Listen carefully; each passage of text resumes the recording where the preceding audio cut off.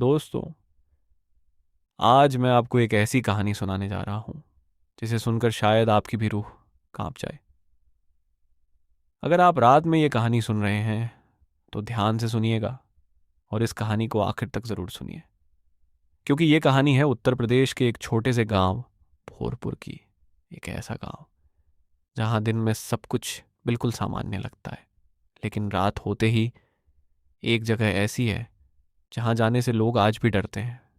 गांव के किनारे खड़ा है एक पुराना बंद स्कूल, टूटी हुई खिड़कियां, जंग लगा गेट और अंदर फैली हुई अजीब सी खामोशी।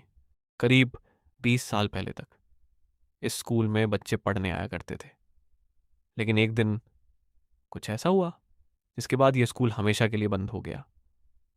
उस स्कूल में पढ़ने वाली एक लड़की थी जिसका नाम था सोनल। एक दिन वो स्कूल आई, लेकिन घर कभी वापस नहीं पहुंची। पूरा गांव उसे ढूंढता रहा, खेतों में, सड़कों पर, यहाँ तक कि उसी स्कूल के अंदर भी। लेकिन सोनल कभी नहीं मिली। उस दिन के बाद से गांव वालों ने कहना शुरू कर दिया कि रात में उस स्कूल से अजीब आवाज़ें आती हैं।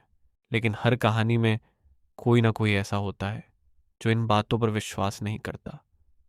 भोरपुर में भी दो दोस्त थे, राहुल और सुमित। एक दिन उन्होंने गांव वालों से यह कहानी सुनी। राहुल हंसते हुए बोला, ये सब बस लोगों की कल्पना है। और उसी रात उन्होंने फैसला किया कि वे उस स्कूल में जाकर सच पता लगाएंगे। रात के करीब 12 बजे दोनों टॉर्च लेकर स्कूल के गेट के पास पहुंचे। चारों तरफ सन्नाटा था और ठंडी हवा चल रही थी।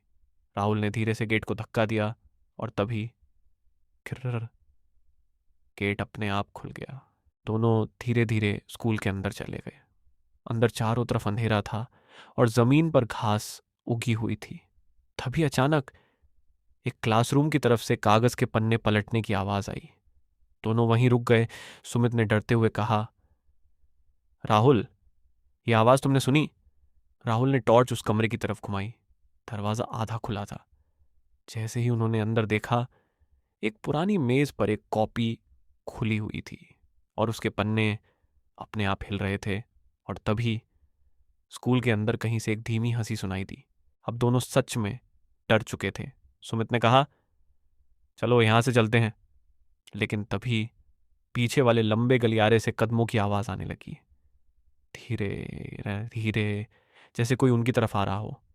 राहुल ने टॉर्च उस तरफ घुमाई और उसी पल गलियारे के आखिर में एक सफेद साया दिखाई दिया। लंबे बाल, झुका हुआ चेहरा, और फिर वो अचानक अंधेरे में गायब हो गया। दोनों बिना एक सेकंड रुके स्कूल से बाहर भागे। लेकिन जब वे गेट के पास पहुंचे तो पीछे से वही धीमी, डरावनी हंसी फिर से सुनाई दी। और आज भी भोरपुर के लोग कहते हैं, अगर आप आधी रात के बाद उस पुराने स्कूल के पास रुक जाएं तो अंदर से कॉपी के पन्ने पलटने की आवाज़ और एक लड़की की हंसी सुनाई देती है।